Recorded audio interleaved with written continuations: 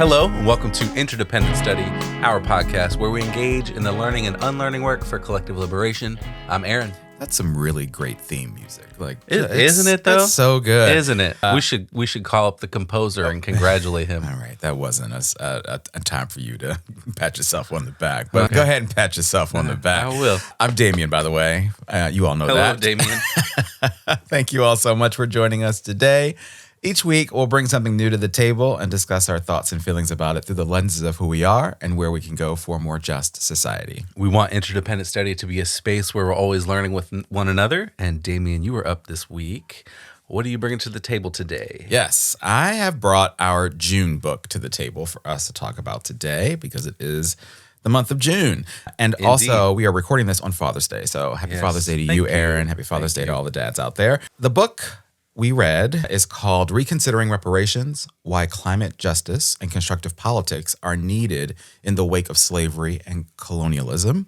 It was written by Olúfẹ Táíwò and published just a few months ago by our friends over at Haymarket Books. Well, republished. I should say, yes. And this book was incredible. I literally just finished it today. In this book, Dr. Táíwò makes a really strong case for reparations and also specifically climate reparations as a way to transform the world we live in and work towards a more just future for all of us.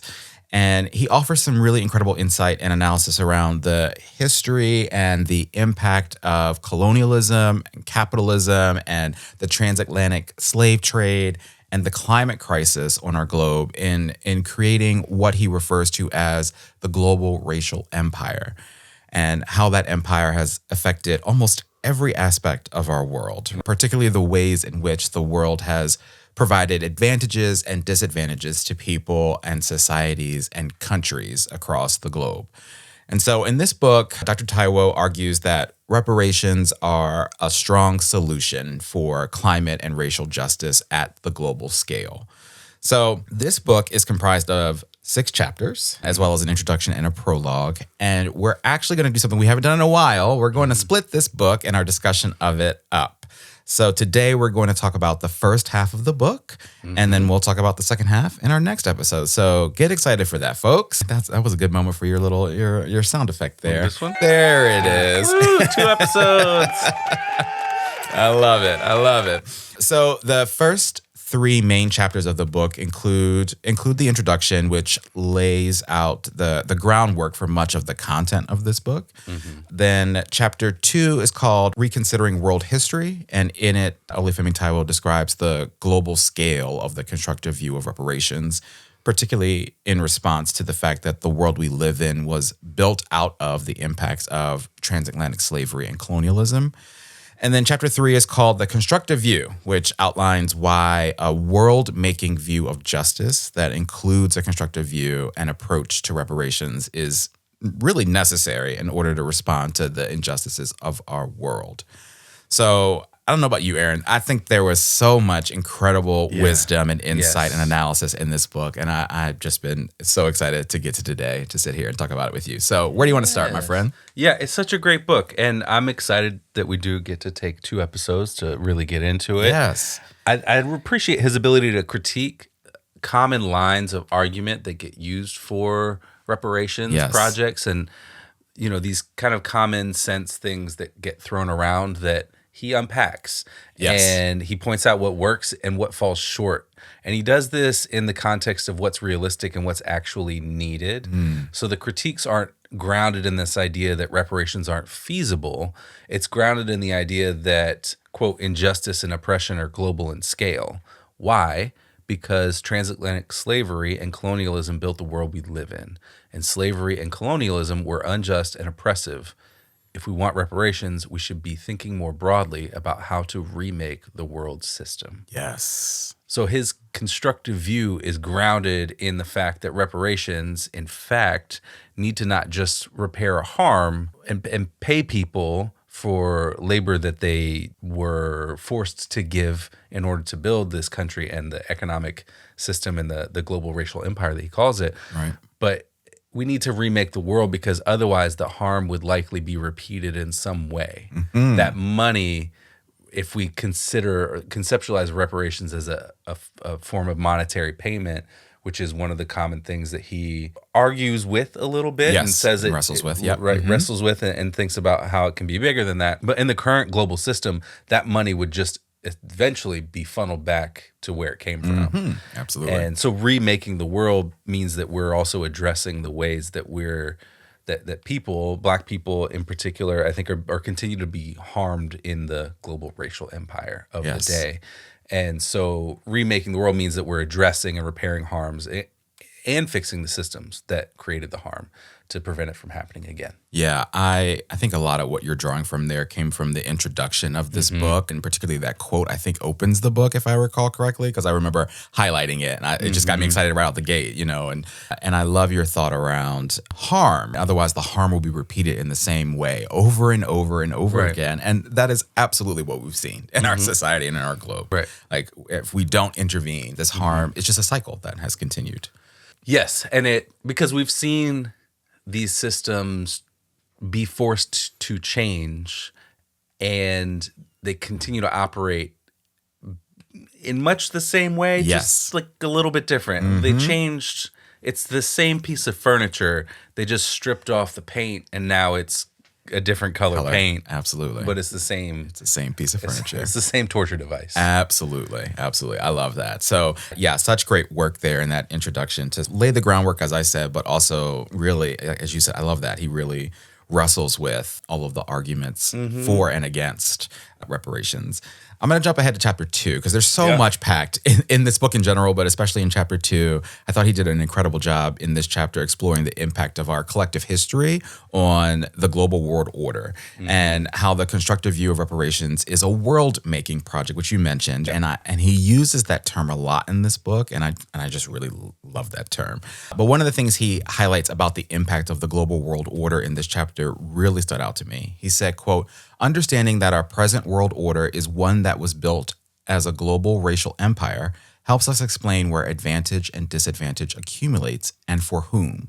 Cumulative advantage and disadvantage are potential features of social systems of any size. But it is important to remember that we happen to live in one big global social system. So these patterns occur at massive as well as micro scales. The system distributes social advantages such as wealth, bargaining power, prestige, and even attention towards certain parts of the world and certain populations within those regions. At a global scale, these forces shift advantages across countries and continents toward the so-called global north. Disadvantages are shunted towards the developing nations, the global south. At a lower scale, viewed within countries or regions, the order of things tend to shift advantages towards people racialized as white and disadvantages towards indigenous peoples and those racialized as Black." And so then a little bit later on, he says, quote, "White supremacy maintains the global north, where the world's white population is concentrated, as the location of accumulations of advantage, economic, political, environmental, and the global south as the location where disadvantages tend to accumulate. White supremacy also distributes power locally away from people of color and indigenous peoples to people racialized as white, which dictates patterns of accumulation within these zones of opportunity. These two things are structurally the same." And that stood out to me because I don't think these are necessarily concepts I hadn't heard about or thought about before per se, but I was particularly drawn to his thoughts about the macro and micro scales of the impact of the global world order and global power and the impact it has at the level of countries and societies, but also down to us as individuals and to our communities, and how that's just been baked in to the way things are, right? And so it just made his case or argument for me in this book even more compelling, if that makes sense. Yeah, I think he does that a few times in the book. For me, as I am reading through it, I thought, well, yeah, that makes sense and is obvious. And that's not a critique. Not at all. It's you put things into language in a particular way that unveil the system in a way that I hadn't necessarily thought about before. Yes, absolutely. And it gives language to something that I understood but didn't know how to talk about necessarily. At one point, he talks about the ways that nation states reinforce one another, and I thought, well, yeah, of course. And yeah, we have to say that. You're right. Right. That's an important concept to know, that nation states then recognize one another and they say, yes, you exist, and yes, you exist, and yes, that means that you should exist. Right. And then what? And then they get to exist. And so that's... And what does that mean? What does that recognition or non-recognition mean for the people of those countries and those societies? Absolutely. Yeah. So one of the other concepts that I really appreciated from Dr. Táíwò here is in the preface to the new edition. So this is a paperback version that Haymarket released after 2021, I think, is when the first hardback edition was released. He names how difficult it is to see what a remade world looks like given where we sit now. We're fully entrenched in what he calls the global racial empire, right?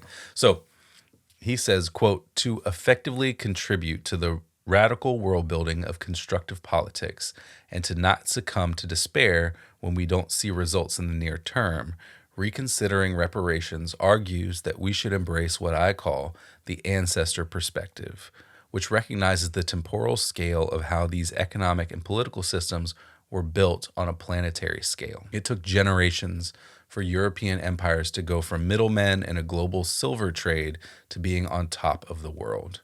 It took generations for the system of plantation slavery to develop, and it took generations to abolish it.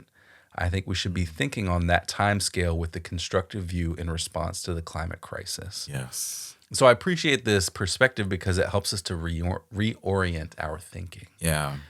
The systems that we're living in were built for centuries. They were built generationally, and they've been modified and chipped away at for centuries and through generations.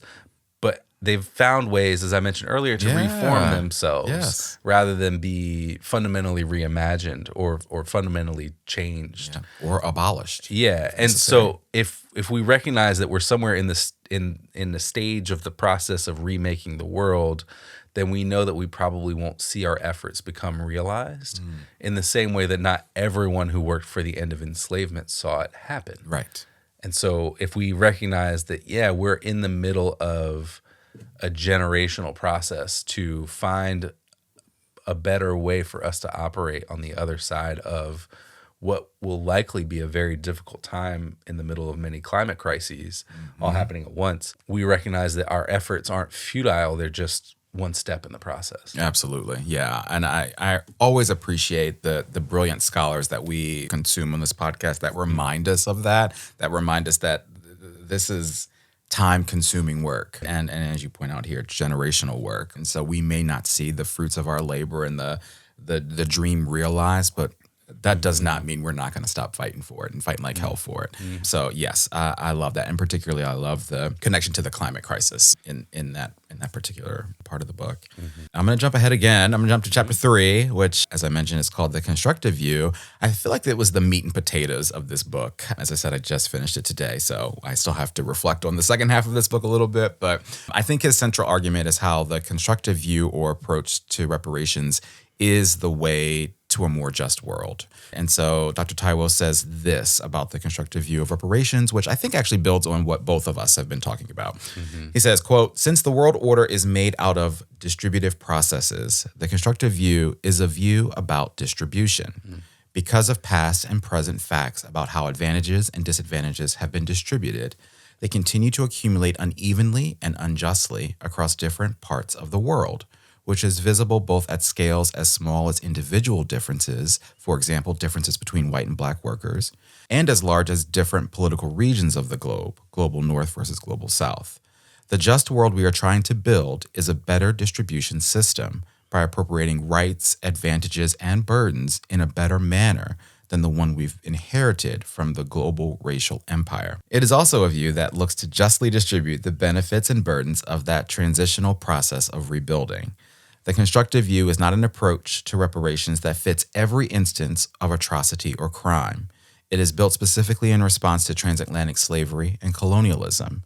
The world prior to the global racial empire was also not a just world, but the global racial empire is not a continuation of the order of the world of the 13th century, not in the same way that our world today is the continuation of the world of the 18th century.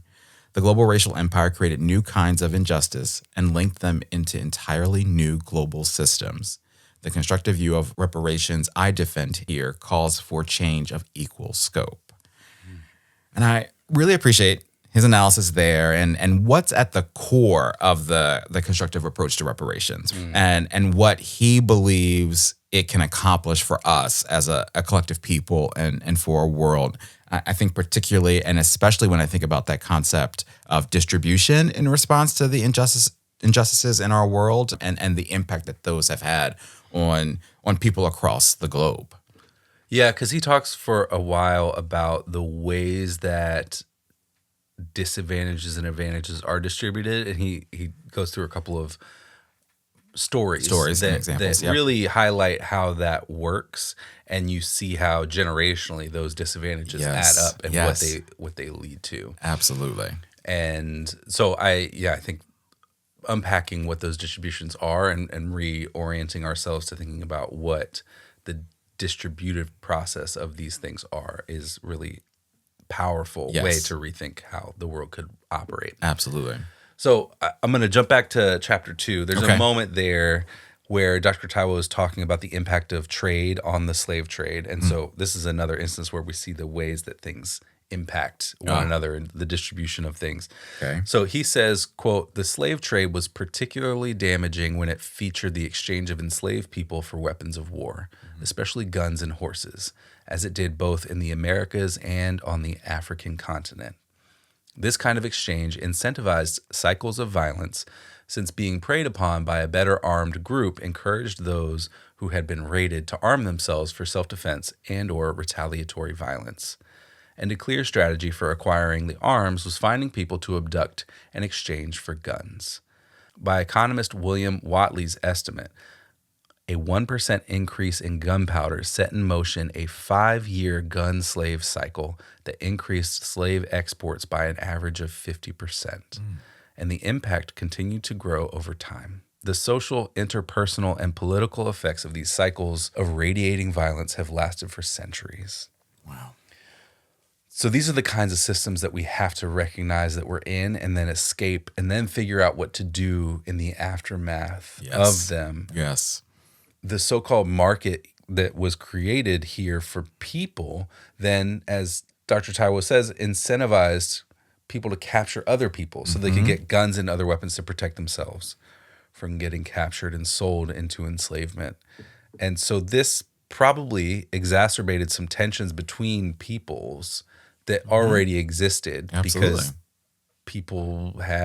we have these tribal notions of who belongs, who doesn't belong, and introducing guns and a process by which people get abducted and taken away and never seen again probably exacerbates those natural tensions and conflicts between people. And so this is, I think, one of the examples of how we need to remake the world. And you think about, these are people who would likely not be identified as recipients of any kind of reparations project or program. Absolutely. But who have obviously been impacted by the transatlantic slave trade. Yep.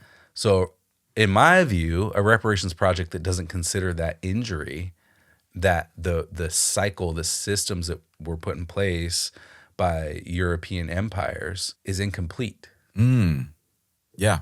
Absolutely. Absolutely. I love that. That's brilliant. I also, that part just made me think, all of the violence there is what stood out to me. I mean, we're talking about, slavery and the violence that is inherent in the slave trade and what slavery was, but we're then also talking about trading for guns. And you talk about sort of the what's inherent in us as human beings and the violence that maybe is within us to then only be exacerbated by guns. And it's just so wild and fascinating. Yeah. And I don't think that the tensions between people is necessarily natural, but the way that I think conflicts existed between groups of people before the transatlantic slave trade, which is how people ended up getting captured and sold to Europeans. Absolutely. And I think, introducing guns, I think made that situation probably a lot worse. Absolutely, a lot more volatile. Absolutely. All right, well, let's shift our conversation here over to application. How does this book, or the first half of the book, I should say, and our conversation about it apply to our everyday lives and work? My application is something I want to share from the prologue of the book, so I'm taking it back because I think he stated his thoughts about the constructive view of reparations rather succinctly there.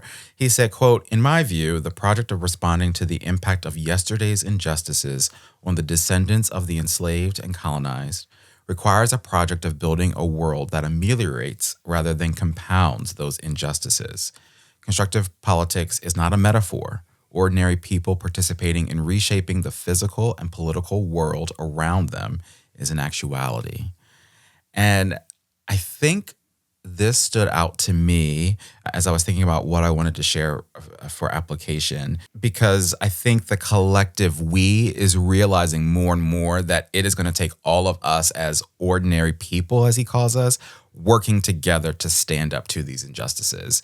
And that's particularly salient in my mind and present in my mind as we just passed No King's Day here in the United States, and just witnessing and seeing and you know, I wasn't able to participate in a lot of it because I was with family most of the day, but on social media, all of the incredible organizing that took place, not only just here in the state of Maryland, but across our country, was just so beautiful to see. And, you know, I think the collective we is realizing that it's going to take us to sort of meet this injustice, fight this injustice, hopefully topple the regime that we're currently living under right now. And so I just really appreciated the succinct description of what he's thinking about here. Yeah, we all have a role. Yes, that, right? Absolutely. And it's whatever strengths we have that we can bring to that. Bring to that party. And bring it to the party. Absolutely. You know? My application is from chapter 2 as well. So Dr. Táíwò says, quote, "It is accepted that some countries are rich and prosperous. Others, as U.S. President Trump famously remarked, are shitholes. There are good and bad parts of town or good and bad jobs. These are just bare facts. There are countries facing desertification and countries destroying surplus crops to maintain value, and from which tens of millions of people are already facing displacement from climate crisis, which threatens to make 1/5 of the world functionally uninhabitable by 2070. These are also just facts." And he goes on to talk about some of the ultimately limited backlash that Trump received when he called some countries shitholes. Yeah. Quote, "Donald Trump provoked quite a bit of criticism. American popular consensus seemed to be that a public figure is not supposed to call them shithole countries. But there is no popular perception that evil is actually being actively done when politicians legislate in ways that sustain them as such, and that treat their residents as simply, ineffably, part of the globe's bad neighborhood." And that's it. Yeah. There's a pressure to not say the accepted facts out loud in a crass way. Right. Especially if you're president or some kind of political figure. Yes. And I agree, we shouldn't. That shouldn't have happened. We shouldn't have said anything like that. But I also think that we should follow that up with a recognition of why they're considered that way. Yes. And what the U.S. and Europe's role was in making them that way. Absolutely. Otherwise, we're just pretending to be civil by not calling them shitholes while continuing to take from them to enrich ourselves. Absolutely. Absolutely. That's it. And again, it speaks to what you talked about, I think, this entire episode about why it's so important for us to remake the world. And so we need to really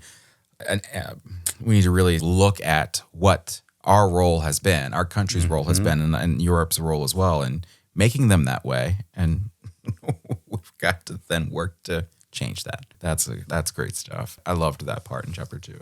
All right, well, let's talk about homework. What do we want to do to continue our learning and unlearning work once we leave the table today? First of all, I think we probably share this homework. We've got to finish this incredible book. We've got to think about what we want to talk about next week. So that's part of it. I also just, reading this book reminded me of just how great Dr. Táíwò is. And I want to see if there's more he's written out there and check it out. And I just really appreciate his work and his thinking, as I think, clearly talked about and shown and showcased through this episode. What about you? Yeah, I want to skim through the resource lists that are at the end of each chapter because they're lengthy and detailed. And just to get an idea of all the things that he's referencing. Absolutely. Because it seems like as I'm reading through it, he's pulling from a lot of different places. Absolutely. And so I'm fascinated by that. But yeah, let's finish the book and finish talking about it next week. I love that. All right, well, Aaron, you're up next time. What in the world could you be bringing to the table next week? I'm not bringing anything. You're not bringing anything? No, you're bringing the second half of Reconsidering Reparations to the table, I believe. Absolutely. Yeah, so we'll finish this book, and we're going to finish this incredible conversation about this amazing book in our next episode. So Sounds good. Stay tuned, folks. Come back and listen to us. All right, well, with that, we want to thank you for joining us today. You know what we want you to do here, but in case you forgot, please follow, leave a rating and review, share our podcast with the people in your life. Follow us on social media, including Instagram, TikTok, and Blue Sky. Check us out on YouTube and sign up and join us on Patreon to get notified about any new things we've got going on behind the scenes. Yes, thank you so much for listening. And remember, it's not about us, but it is about all of us. And we'll talk to you next week.